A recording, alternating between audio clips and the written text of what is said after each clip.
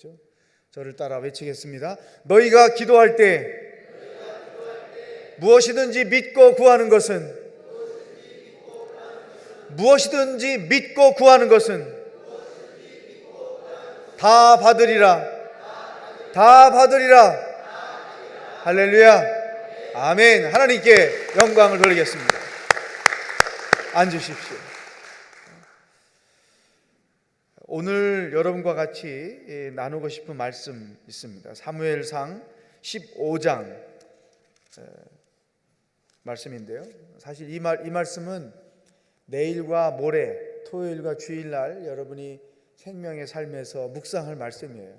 제가 오늘 아침에 이 말씀을 먼저 묵상하다가 오늘 밤 여러분과 같이 나누고 싶어서 본문 말씀을 정했습니다. 왜냐하면 중요하기 때문에 그렇습니다. 우리 온 성도들이 이 본문을 교회에서 집에서 묵상하면서 공통적으로 들어야 할 하나님의 음성이 이곳에 있기 때문에 혹이나 그것을 놓치지 않기 위해서 여러분과 같이 오늘 말씀을 나누고 기도하는 시간을 갖겠습니다. 사무엘상 15장은 사울과 하나님과의 관계에서 일어나는 해프닝이 써 있습니다. 아말렉이라는 나라는 이스라엘이 출애굽하는 여정 가운데 고통을 주었던 나라입니다. 아주 오랜 시간 또 힘들게 전쟁을 치러서 비로소 승리할 수밖에 없었던 나라죠. 여러분 기억하시죠? 모세가 손을 들면 이기고 손을 내리면 져야 했던 그 전쟁의 대상이 바로 아말렉이었어요. 그런데 그 전쟁에서 승리를 하고 나서 하나님께서 기념탑을 세우고 이 전쟁을 기억하도록 말씀을 당부하셨죠. 많은 세월이 흘렀습니다. 하나님께서 그 아말렉에게 징계를 내리시는 거예요. 나그네 된 자들을 괴롭게 하는 자들, 어려운 처지에 놓여 있는 자들을 괴롭히는 자들, 하나님께서 그들의 죄를 결코 좌시하지 않으셨다는 것이죠.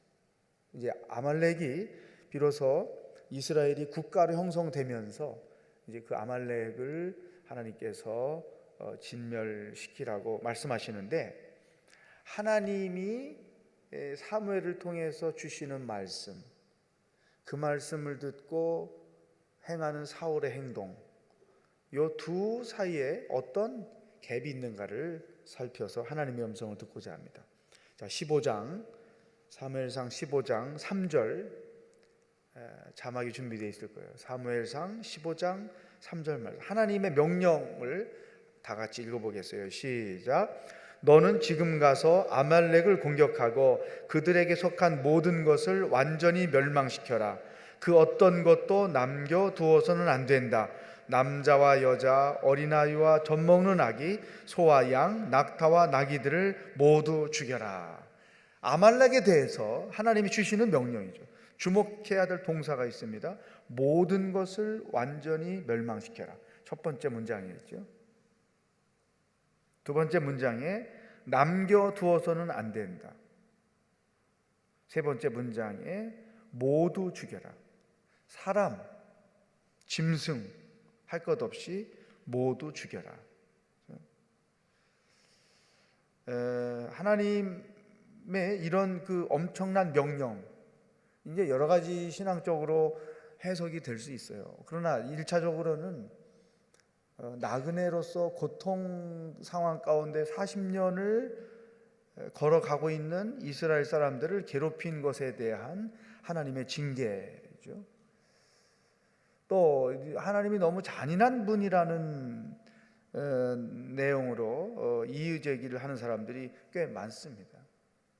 이것은 영적으로 보면 요한계시록에서 마지막 때에 심판날에 이루어지는 상황을 여기서 우리가 보게 되는 것이죠. 어쨌든 오늘 우리가 생각해야 될 포커스는 하나님은 아말렉의 모든 사람, 모든 짐승들을 제거하라고 명령하셨어요. 그런데 사울은 어떻게 행동했나 보십시다. 쭉 내려가서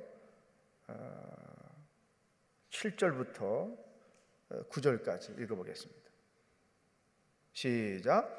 그러고 나서 사울은 하윌라에서 이집트 앞에 있는 술에 이르기까지 아말렉 사람들을 공격했습니다. 사울은 아말렉 왕 아각을 사로잡고 그의 백성들은 모조리 칼로 진멸시켰습니다. 그러나 사울과 그의 군대는 아각뿐만 아니라 양과 소들 가운데 가장 좋은 것과 살찐 송아지와 어린 양들을 비롯해 좋은 것들은 없애지 않고 남겨두었고 보잘것없고 약한 것들만 없애버렸습니다. 하나님의 명령과 차이가 많죠? 일단은 왕을 살려두었다는 것, 포로로 잡아왔다는 것. 그 다음에 보잘것없고 약한 것들은 다 없애버리고 좋은 것들, 살찐 것들은 그대로 살려서 가지고 왔다는 거죠. 하나님의 명령은 모든 것을 없애라 그랬는데 사울은 없애기는 없앴는데 왕도 남겨두었고 좋은 것들을 남겨두었다. 이 명령과 순종 사이에 아주 큰 갭이 분명하게 있는 것을 우리가 여기서 보게 되죠. 그러면 이러한 사울의 행동에 대한 하나님의 반응, 그리고 사울 본인의 반응, 이걸 또 우리가 볼 필요가 있어요. 거기에 하나님의 음성이 달려 있습니다. 자, 하나님은 먼저 어떻게 반응하셨을까? 10절 11절 말씀 보십시오. 시작. 그러자 여호와의 말씀이 사무엘에게 임했습니다. 내가 사울을 왕으로 삼은 것을 후회한다. 그는 내게서 등을 돌리고 내 지시를 따르지 않았다. 사무엘은 마음이 아파서 그날 밤 내내 여호와께 부르짖었습니다. 하나님은 이러한 사울의 행동에 대해서 아주 심각한 반응을 보였어요. 내가 사울을 왕으로 삼은 것을 후회한다. 그가 한 행위는 내 등을 돌린 행위이다. 내 지시를 따르지 않는 것이다. 한마디로 표현하면 그것은 불순종한 것이다. 하나님은 딱 단정을 지었어요. 사울의 행동은 불순종이다. 그런데 정작 당사자인 사울은 자기의 그 행동에 대해서 어떻게 생각하고 있었는가? 13절 읽어보겠어요. 13절 시작. 사무엘이 사울이 있는 곳에 이르자 사울이 말했습니다. 여호와께서 당신에게 복 주셨습니다. 내가 여호와께서 지시한 대로 따랐습니다. 사울은 자기 행동을 순종으로 착각하고 있다는 거죠. 하나님은 불순종으로 규정하셨고 사울은 순종으로 규정했다는 거예요. 이 착각은 그 뒤에도 계속해서 나옵니다. 20절 보세요. 20절 시작. 사울이 말했습니다. 아닙니다. 나는 여호와께 순종했습니다. 여호와께서 내게 지시하신 명령대로 아말렉 사람들을 완전히 쳐부수고 그들의 왕 아각을 잡아온 것입니다. 21절 군사들이 길갈에서 당신의 하나님 여호와께 제사를 드리기 위해 없앨 것들 가운데서 가장 좋은 것으로 소와 양을 취한 것입니다. 사울은 자기 행위를 순종한 것으로 착각하고 있고 하나님은 불순종으로 단정하고 있다는 거죠. 그러니까 사울의 생각과 하나님의 생각이 다르다는 것을 여기서 알 수 있죠. 자, 하나님이 생각하시는 순종과 바울이 생각하는 순종이 달랐다는 거예요. 여기에 오늘 우리에게 주시는 첫 번째 메시지가 있어요. 하나님이 우리에게 요구하시는 순종은 100% 완전한 순종이에요. 왕도 없애라, 살찐 짐승도 없애라. 이 모든 것들을 하나님의 말씀대로 하는 거죠. 지금도 하나님은 우리에게 똑같이 원하십니다. 말씀대로 해라. 사울의 문제는, 사울의 순종의 개념은 뭐였느냐? 부분적인 순종도 순종의 카테고리에 들어가야 한다는 거죠. 이게 교묘한 것입니다. 여러분, 우리가 하나님의 말씀을 완전히 등지고 사는 사람은 거의 없어요. 그렇죠? 하나님의 말씀대로 완전히, 하나님의 말씀과 완전히 반대의 길로 가면서 신앙생활하는 사람 거의 없어요. 적어도 오늘리교회 교인 중에는 한 명도 그런 사람은 없어요. 그런데 문제는 어디에 있느냐? 부분적인 순종을 순종으로 착각하고 사는 경우가 많다는 거예요. 그것이 오늘 사울의 문제요, 우리들의 문제라고 하는 것이죠. 하나님은 이 부분적인 순종을 불순종으로 규정하고 있다는 거죠. 그런데 사울은 이 부분적인 순종에 대해서 이유가 있습니다. 자기의 이 부분적인 순종을 합리화시키기 위해서 이유를 대는 거예요. 그 이유가 뭐냐? 방금 읽었던 그 말씀이죠. 하나님께 드리기 위해서 없앨 것들 가운데 좋은 것들을 취한 것뿐입니다. 과연 그랬을까요? 앞부분에서, 우리가 앞부분 읽었던 그 본문에서 그러한 사울의 그 내적인 것들이 전혀 표현되어 있지 않아요. 이거는 입으로 변명하고 합리화하는 거죠. 자, 오늘 두 번째 우리에게 주시는 말씀. 첫 번째, 완전한 순종이냐, 부분적인 순종이냐. 두 번째, 부분적인 순종에 대하여 내가 합리화시키면서 스스로 위안을 삼고 신앙생활을 하고 있는 것은 없는가?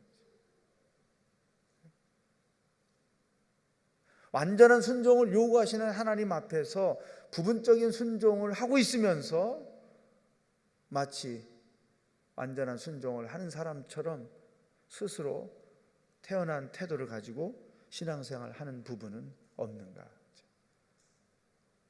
이것을 하나님의 말씀으로 오늘 밤 우리에게 주신 거예요. 여러분 생각해 보십시오. 내게 부분적인 순종을 완전한 순종으로 착각하고 있는 것들은 없는가? 동시에 그것들을 합리화시켜서 자기의 부분적인 순종을 무마하려고 하는 그런 행동은 없는가? 하나님은 그것을 다 알고 계시다는 거예요. 사울이 그 행동을 할 때 이미 하나님은 알고 계셔서 사무엘을 불러다가 사무엘에게 보고받고 상황 판단을 지시한 게 아니고 이미 당신이 판단을 하시고 사무엘에게 지시하셨다는 거죠. 하나님이 그것을 이미 알고 계시다.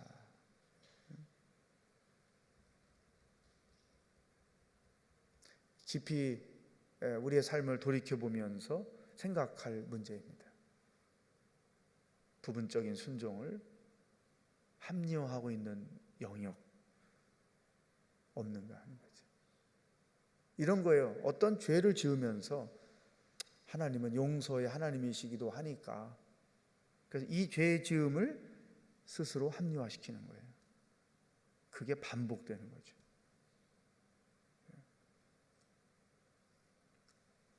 세 번째, 그러면 사울이 어떻게 이 부분적 순종을 온전한 순종이라고 생각하고 자기 행위에 대해서 요만큼도 하나님의 말씀을 내가 어겼다고 판단하지 않고 있는가?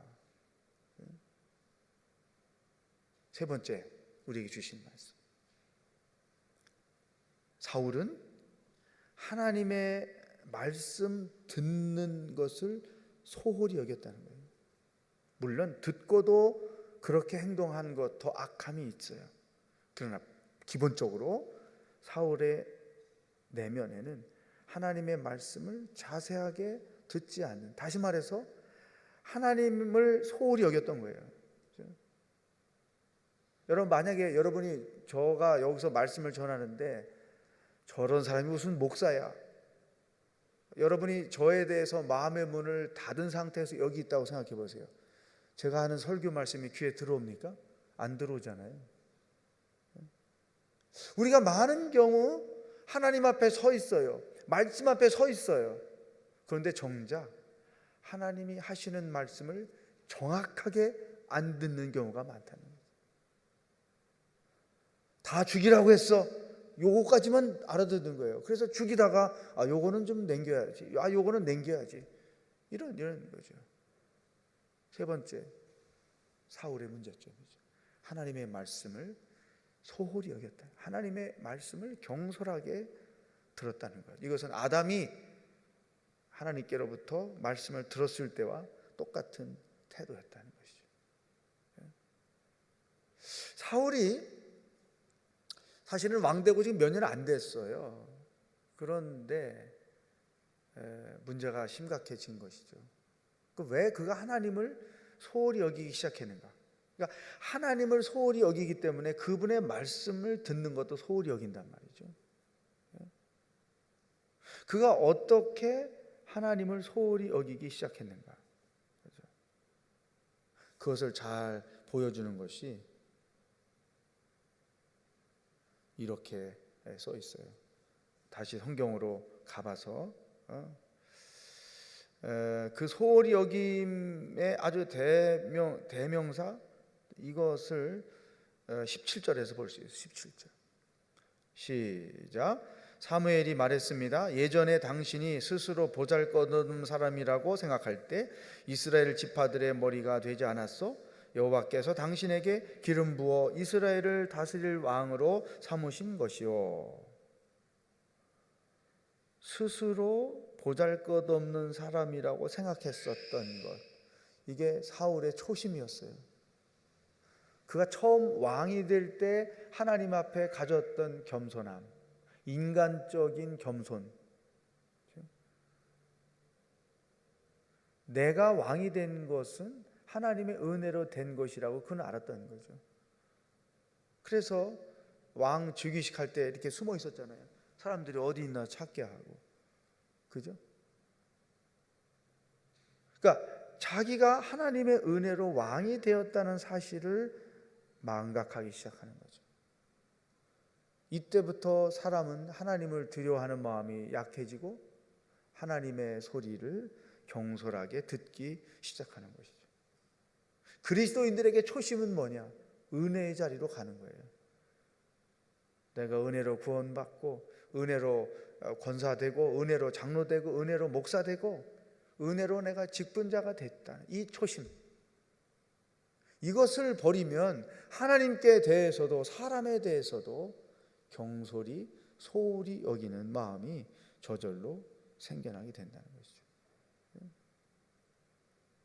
그러면 하나님을 소홀히 여기기 시작하면 하나님의 말씀을 소홀히 여기게 되고, 두 번째 어떤 현상이 나타나느냐? 12절 보세요. 12절. 이런 현상이 나타나요. 시작. 사무엘이 아침 일찍 일어나 사울을 찾아갔더니 백성 가운데 누군가가 사울 왕은 갈멜에 가셨습니다. 갈멜에서 자신을 위해 기념비를 세우고 거기서 떠나 길갈로 내려가셨습니다 하고 말을 전해줘요. 자, 여러분, 이 승리는 어디로부터 온 거예요? 누구로부터 왔어요? 하나님께로부터 왔어요. 근데 그 영광을 어디로 가고 있어요? 자기에게 가 있는 거예요. 초심을 잃어버리니까 하나님을 두려워하지 않고 소홀히 여기기 시작하죠. 두 번째, 영광을 자기가 취하게 된다는 거죠. 사람 타락하는 거 간단해요. 나는 저 자신부터가 여기까지 가서는 안 된다고 늘 자책을 합니다. 왕된 것도 은혜로 된 것이요, 오늘 아침 본문 말씀에서 우리가 묵상한 것처럼 사울이 평생 싸웠는데 싸우는 것마다 이겼다 그랬잖아요. 그 이김이 어디서부터 왔느냐? 하나님께로부터 온 거였죠. 하나님을 위한 예배를 드렸어야 되는데 자기를 기념하기 위한 탑을 세우러 갔다는 거죠.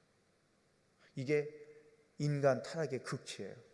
크리스찬의 타락의 극치, 하나님의 영광을 자기가 취하는 거죠. 그런데 하나님의 은혜를 잊어버리면 사람은 거기까지 가게 되어 있다 하는 거죠. 이것이 오늘 우리에게 주시는 하나님의 말씀이에요. 은혜의 자리.